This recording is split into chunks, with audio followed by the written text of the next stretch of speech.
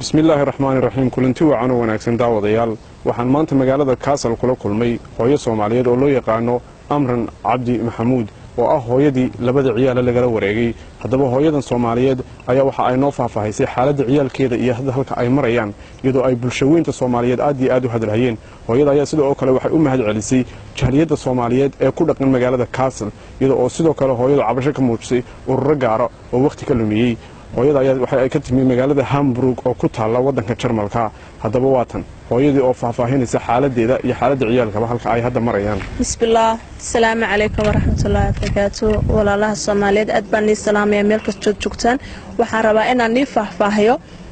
waxaan ahay hooyadii Soomaaliyeed ee laga qaatay labada ciyaala waxaan deganahay Hamburg walaalayaal waxaan rabaa inaan wax yar niiga sheego barnaamijkayga aniga ii socday ee ahayd macnaha ciyaalkayga aan ku dacwoonay hooyo Soomaaliyeed aad baan u dhibaatooday macnaha muddo badan waan soo madaragtay xogaa aad badan in badan dhibaato way soo gaartay habas noqotay alxamdulillah rabbil caalamiin hadeer toolay barnaamijkaygu aad buu fiican yahay meeshii hawsheedu marayso imaka ahaan baan rabaa inaan wax niiga sheego hawsheedu meel fiican bay maraysaa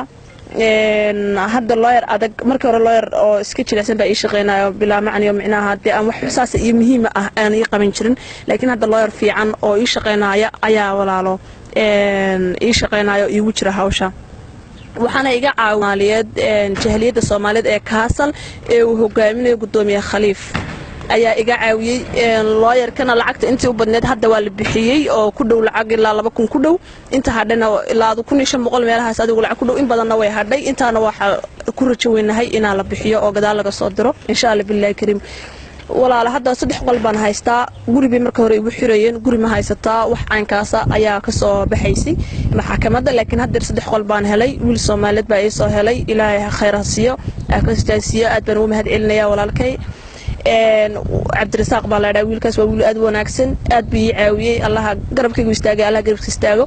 walaalayaal waxaan u sheegayaa ummadda Soomaaliyeed ciyaalkaygu inay ii soo noqonayaan insha Allah billahi kariim waliba sida ugu dhaqsiyaha badan leh maadaama hadda lawyer adag oo aad dadka u caawinaya aan u garab istaagsan markii hore walaal waxa waqtigaygu lumiyay urur la baxay Somali SFO ururka la yiraahdo oo Kaasal ka tirsan markaas walaalayaal ururkaas isku haleynayay wax ay qabteen oo ilaa hadda ay madaragtay ii soo ka soo naasacad waan waayay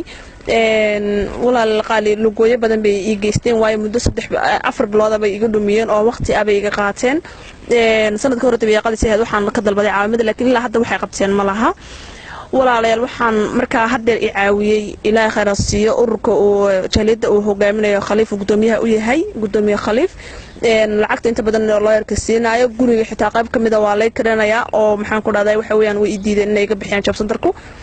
markaas walaalayaal hadda tole sheekadu xaggaas ay maraysaa ururka Somali SF la baxayna waxay sameynayaan meediyaha inay magacayga ku qoraabanayaan oo meediyaha waxyaabo badan ay soo dhigeen oo ka hadlayeen aniga waxay qabteen walaalayaal ma jirto marka Soomaali waxa ogeysiinaya walaalayaal qoladaas inay yihiin qolada dadka ku ciyaaraysa waxa dhacday walaalayaal lacag qarashaad ah oo Soomaalida ka qaadeen oo ka ururiyeen magacayga ay ku qaadeen yiraahdeen gabadha ciyaalka laga qaatay waan ku caawinna si ay macnaha ay lawyerka looga caawiyo okay lawyer lacag lama siinin meel lacagti lama geenin hadda markaan waxaan anigu maanta Kaasal baan joogaa waan imaaday markaan imaaday waxaan weydiiyay walaalayaal haddii waxba yaqaan waraaqahayga igu soo wareejiyay waraaqayo kaliya ii keeneen oo ay ka mid yihiin waraaqayo kaliya waan ka soo qaaday markaan weydiiyay walaal lacagtaad ururiseen adigu tiraadeen lacag baan ku ururinay aad igu tiraadeen dhiba igu soo wareejiyay waayo lawyerkaas lacag badan buu baahan yahay waxaan rabaa inaan maxaan ku dhadaa aan wax iskaga dabro waxay igu dhaheen lacagta anaga dhexdeena iska ururnay mana rabno inaan maxaan ku dhadaa aan bixino oo naga baxdo oo dhexdeena yaatiin Soomaaliba ha noqoto laakiin anagu lacagta ma rabno inaan gudbino ay igu dhahdeen aad bin walaal u khaldan yihiin bilaadantinadu waxba kama garanayaan marka waxaan rajeenayaa inuu Ilaahay soo hadeeyo subxaanallah dadkana si wanaagsan ula dhaqmaa ma rajeenayaa laakiin dadkaasi dad aad waxa weeyaan dadka u dhibaateynaya weeyaan subxaanallah ilaahayna subxaanahu wa ta'aala hana garansiyo khayrka hana garansiyo waxaan nii sheegayaa walaalayaal ani hawshada xaggaasay imika maraysaa waxaan ay meediyaha soo dhigayaan facebooka soo dhigayaan mar walba magacayga ay intay ku soo qoreen ay leeyihiin gabadhii Soomaaliyeed dhibaataysanba wax u qabanay ama gabadhii Soomaaliyeed baan xagga hawshada maraysaa waa been wax ka jiray ma jirto saddex magac Ilaahay baan ku dhaaranayaa wax ka jiray walaalayaal ma jirto been bay walaal iga sheeganayaan been bay iga abuuranayaan wax loo yar la xiriiraan ma jirto wax ayaaniga dhinacayga ku saabsan ma jirto maanta waa kaas waraaqaas caddeynay Kaasal baan joogaa waa kuwan dhalinyarada iga duubay clipka maxaan ku dhahday ana dhibkayga u sheegtay ana ku walaalayaal nimanka si xun bay la dhaqmeen waxaan rabaa inaan Soomaalidan ay beenta mar walba ku akhrinayaan ay leeyihiin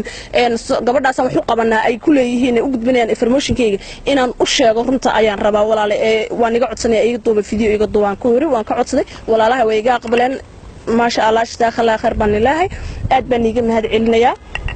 walaal waad mahadsantihiin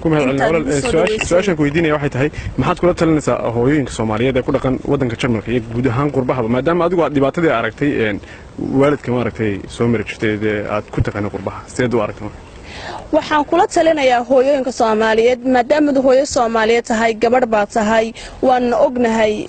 maxaan ku dhahday hooyo Soomaaliyeed meel kasta joogto iyadoo baa dhibaato oo rafaaday ciyalkayga u rafaada marka waxaan kula talinayaa walaashay iyo walaalaha iyo gabdhooyinka amba hooyooyinka amba habarraha waxaan kula talinayaa inaad walaal ubadkiina adkeysaan oo ku dadaashaan meel kastaba jooga inaad ubadkiina ku dadaashaan sida diintaada ugu dadaashaan dhaqankaada ugu dadaashaan aad luqadda ugu dadaashaan walaalayaal intaas baan walaal kula talinayaa aad anigana ii soo ducaysaan ducadu walaal way fiican tahay walaal waa inaad ii soo ducaysaan insha Allah ii soo barisaan inuu Ilaahay si khayr qabta hawsheeda ku dhameeyo oo ubadkayga nabadii aan qaba clipka xiga anagoo qoslina aan ma aragtin videoga niga soo duubi doono videoga xiga insha Allah billahi karim